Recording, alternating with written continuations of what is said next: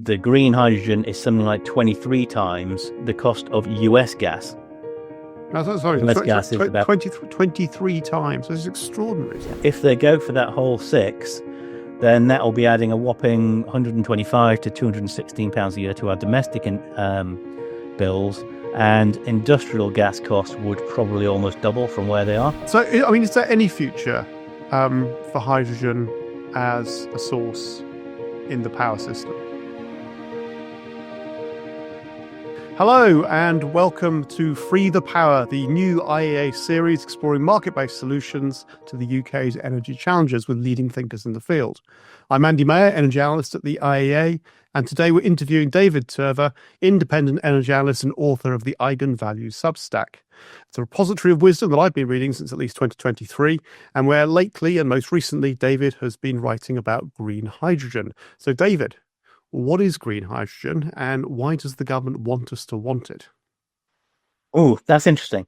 Well, of course, all hydrogen is a colorless and odorless gas, but they have a different sort of rainbow of colors depending on how hydrogen is made. Green hydrogen is hydrogen that's made via electrolysis using renewable electricity from either wind or solar or both. And it'll become relevant a bit later on in the discussion. Blue hydrogen is hydrogen that's made from methane or natural gas, but the CO2 emissions that are emitted during that process are captured and stored. Otherwise, it's grey hydrogen if they don't capture and store the CO2. I mean, why do they want us to do it? My favourite, David, is pink hydrogen. Go on, bit of a pinko in this field and this field alone. The idea, that's made from nuclear power. Yeah. Lots of surplus nuclear power. That'd be a fantastic problem to have, wouldn't it? It would. So why do they want us to have it? Well, that's a very intriguing question. And I think there's probably two reasons. One is, as we all know, they're sort of hell-bent on net zero by 2050. And it sort of dawned on them that we can't run an economy based on the weather. So they're going to need what we call dispatchable or controllable power plants to so they can keep the lights on all the time. And there will also be times when there's more wind and more solar generation than there's demand for it. So they've got to find a way of somehow using that power and not being wasted. So the cunning wheeze is that they produce green hydrogen with it and store it somewhere. According to the Royal Society, they want to store it in giant salt caverns, sort of under Cheshire or somewhere on the somewhere in East Yorkshire, which is about the only place we can do. And then at times when there's low wind or no sun, then we'll burn that hydrogen in gas turbines or some other power plant to keep the lights on. Which is a bit of a wacky scheme. No one else is doing it in the world. Certainly not on any scale. So that means that they need to. Sorry, I'll just wind back a minute. Now, the trouble with that is that hydrogen is very expensive. So at the end of 2023, they announced the results of something called HAR1, HAR1, or the Hydrogen Allocation Round, where they awarded, I think it's 11 projects, contracts to produce green hydrogen at a cost of, it was £175 per megawatt hour in 2012 terms. They always do these things in terms of 2012 money for some obscure reason. But if you scale that up, is that to make it sound cheaper when it really isn't, or is it simply because if they did it in real prices, they wouldn't be able to compare between the years? I think it's a bit of both, because they, if they quote the 2012 number, then it sounds much less than in today's money, and it does give a common comparison, but nevertheless, all of these contracts get indexed upwards, so they could quote them in today's prices using the same 2012 baseline if they wished. I mean, that's it's slightly odd, but that £175 in 2012 money equates to about £244 per megawatt hour in 2024 money. according to the indexing number that they put in what's called allocation round 6 budget notice. And when the Tories were in about seven times as much as the typical gas power price. Well, yes. Well, we'll come on to what that means for electricity prices, but of course we quote our gas in terms of pence per therm. So you need to do a bit of arithmetic to work out what natural gas costs in pounds per megawatt hour. When I wrote my article, gas was about 99 pence per therm, which equates to about £34 per megawatt hour, which is about 7 times less than the price of this gas, this hydrogen, in 2024 money. And equally, the green hydrogen is something like 23 times, pardon me, the cost of US gas. Sorry, US gas is about 23 times. It's extraordinary, isn't it? It's absolutely gobsmacking. US gas is costs about 3 times less than ours, a bit more than 3 times. That varies a little bit. Because America has been fracking for the past 10 or 15 years. So they've got lots and lots of gas, and it's very, very cheap. And we in the UK and in mainland Europe, we've banned fracking. And of course, Ed Miliband has, to all intents and purposes, banned new exploration, at least new exploration drilling in the North Sea. So even though the North Sea is a declining province, there's still plenty there. But if we don't drill for it and we don't extract it, then we're going to be importing. I guess the marginal, we import a lot from Norway via pipeline, but the marginal imports come from the US and from Qatar in the form of liquid natural gas, and that, or LNG, and obviously that costs money because you've got to compress it from in the port that you're going to be shipping it from. You've got to ship it across the Atlantic or up through the Suez Canal or whatever.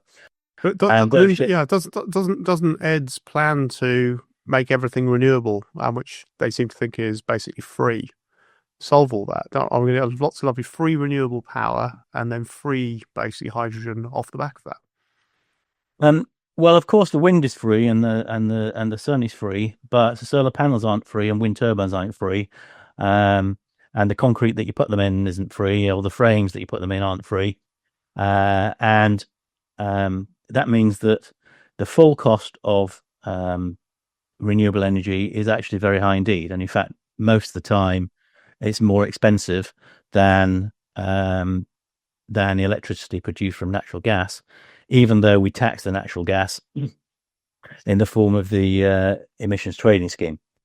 So we've got a lot of taxes on our bills at the moment, and some of them hidden away in the tax system itself.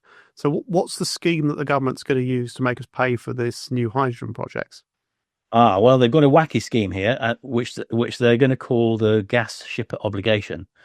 So back in 2023, when Grant Shapps under the Tories was the energy minister, he sort of floated the idea that the cost of hydrogen would be met through our bills, and he essentially got a flea in his ear from his party and said, well, it won't come through our bills, but he didn't say where it would come from.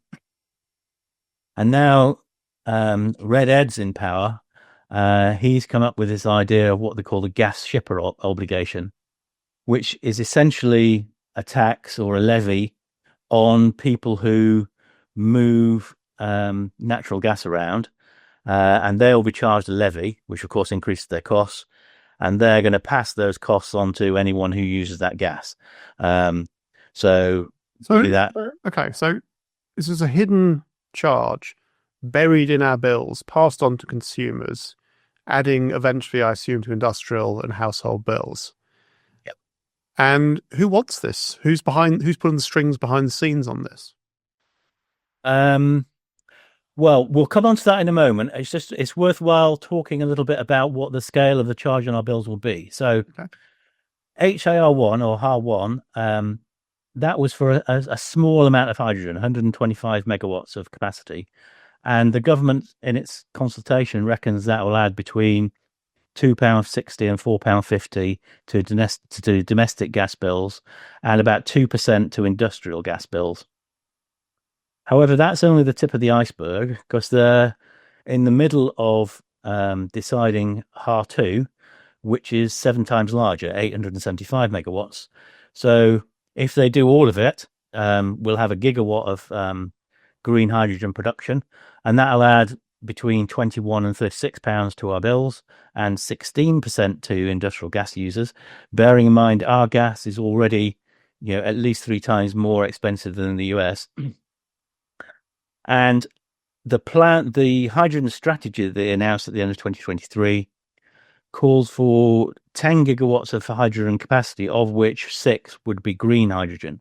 So if they go for that whole 6, then that will be adding a whopping £125 to £216 a year to our domestic bills, and industrial gas costs would probably almost double from where they are. So they're already the most expensive in the world. And they're already, our gas costs are not necessarily quite the most expensive in the world, but they're certainly very expensive. We're sort of on a par with mainland Europe on that. Our industrial electricity prices are already the most expensive in the world, according to the IEA data. Mm-hmm. So, just on the domestic side, then, yeah, this is, from the sound of it, not going to help Ed Miliband achieve his target of cutting bills by £300 a year. No, it's going in the wrong direction. Yeah, definitely going in the wrong direction.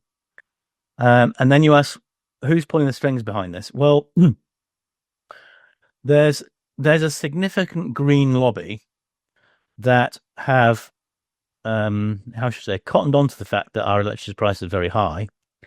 And despite them saying that renewables are cheap and we've got lots of renewables, therefore our electricity price should be low, they've cottoned on that, we pay sort of like 12 billion a year in subsidies across renewable obligations, contracts for difference, and feed-in tariffs, and then we pay extra money to balance the grid for the flexibility, for the variability in these green renewables, and then we pay another £1 billion a year or so for the capacity market to act as backup to these intermittent renewables, and then we pay extra because we need more grid to connect all these things up, because they are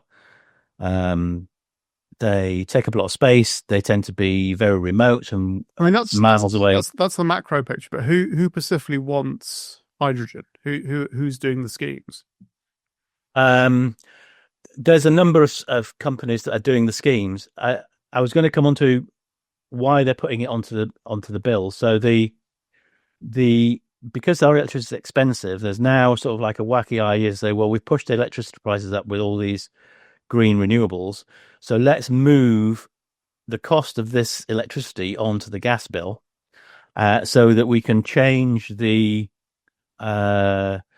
relationship between the price of gas and the price of electricity. So presently, our domestic retail electricity costs about 4 times more than gas, and they want to shift that so it's about 2, which makes things like heat pumps and electric vehicles more attractive.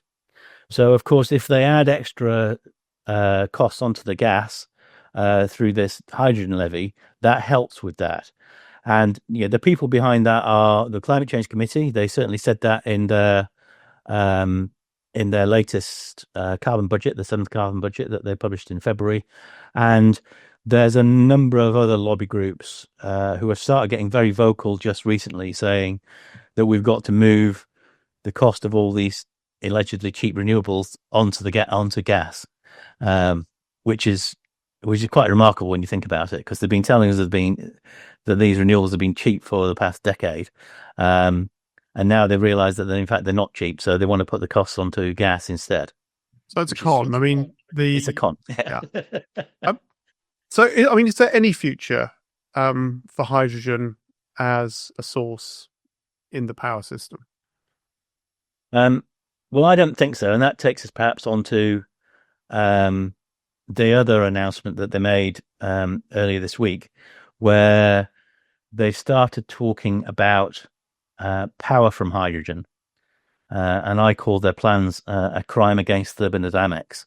So there's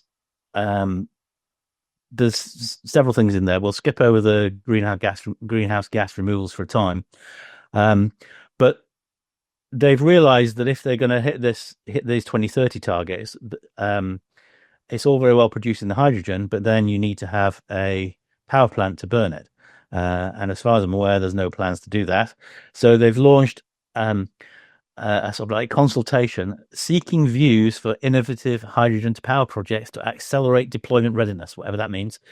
And they talk about using low carbon hydrogen, which includes both green and blue.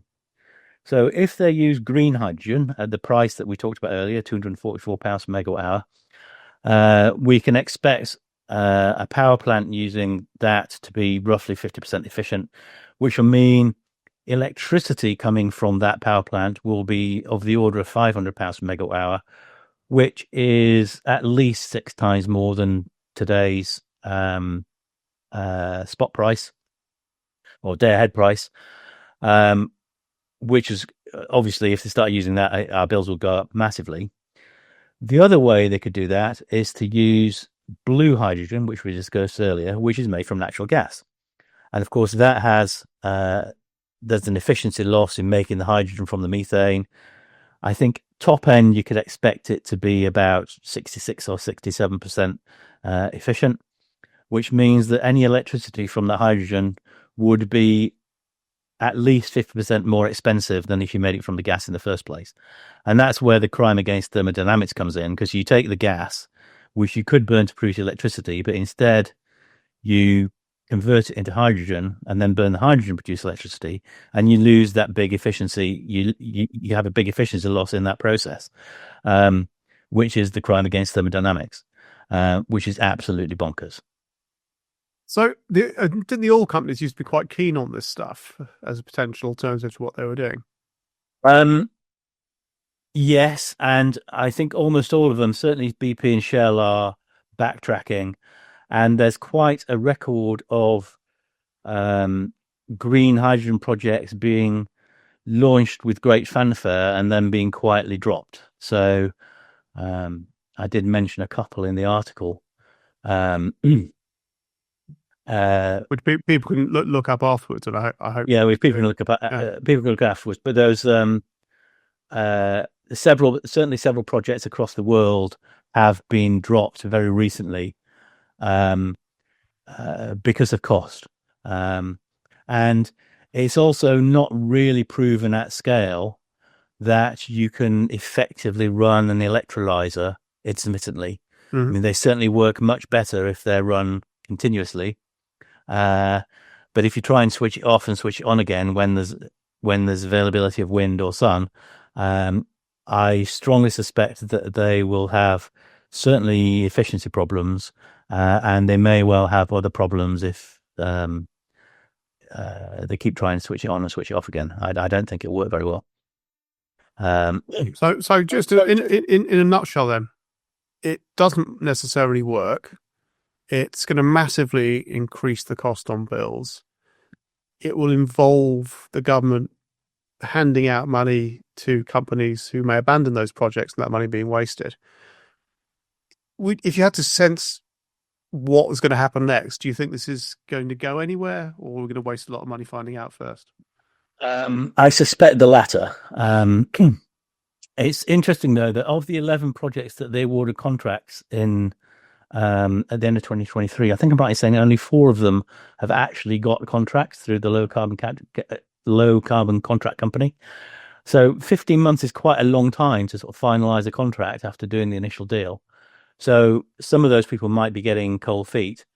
But I think that Ed Miliband is so wedded to his agenda that it will take a catastrophic failure for him to be ousted out of office and a more sensible energy policy put in place. So I suspect the latter is going to happen, is that we're going to waste a lot of our money, because most of this is bill payers' money, in finding out that this is a disastrous idea. And as a final question, is there any part of a non-subsidized system where something related to hydrogen would emerge as a useful contributor to either power or heat? No subsidies. I don't think so. At best, hydrogen is a sort of like an energy storing medium. It's not a fuel in its own right, and any means of manufacturing hydrogen means there's an efficiency loss in the first. There's a efficiency loss in doing it. So I can't see how it would ever be cheaper. Well, it can't ever be cheaper than what it's made from. Which means that in a rational, non-subsidized free market world, it wouldn't exist as a fuel. The only possible thing, the only possible way I can see it possibly working is if we did a massive investment in nuclear, and instead of using gas as the balancing fuel, we used hydrogen, pink hydrogen. But again, pink hydrogen would still have the same problems associated with it as green hydrogen, in that the electrolyzers would still have to work intermittently, when there's an excess supply from the nuclear power plants compared to what demand is. So I don't think it's particularly promising as a fuel. So to finish off, thank you for that, Dave. That was a tour de force on what is quite a complicated area of energy policy, and one from the sound of it that may be coming back and forth like carbon capture and storage did for many years to come. So thank you very much. If people want to find out more, they can subscribe to David's blog, Eigen Values, which the details of which will be in the show notes. And they can also subscribe to the IEA podcast series by clicking on subscribe now. Thank you very much. Thanks very much, Andy.